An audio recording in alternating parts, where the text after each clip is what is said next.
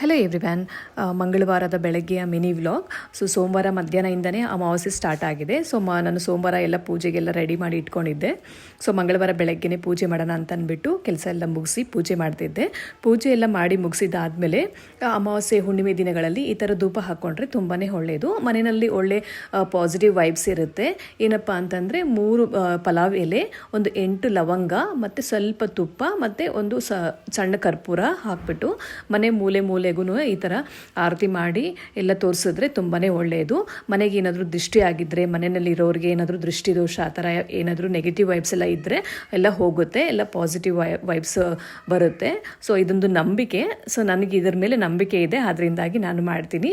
ಇದೆಲ್ಲ ಪೂಜೆ ಎಲ್ಲ ಮಾಡಿದಾದ್ಮೇಲೆ ಈ ಥರ ಒಂದು ಧೂಪ ಹಾಕ್ಕೊಂಡೆ. ಇದನ್ನು ಧೂಪ ಎಲ್ಲ ಹಾಕಿದಾದ್ಮೇಲೆ ಮನೆ ಎಲ್ಲ ಕಡೆ ತೋರಿಸಿ, ಎಲ್ಲ ರೂಮ್ಗಳಿಗೂ ತೋರಿಸಿ ತಗೊಬಂದು ಮೇನ್ ಡೋರ್ ಹತ್ರ ಹೊರಗಡೆ ಇಟ್ಬಿಡಬೇಕು. ಅದರಿಂದ ದೃಷ್ಟಿ ನಿವಾರಣೆ ಆಗುತ್ತೆ. ಈ ಪೂಜೆ ಎಲ್ಲ ಮಾಡಿ ಮುಗಿಸಿ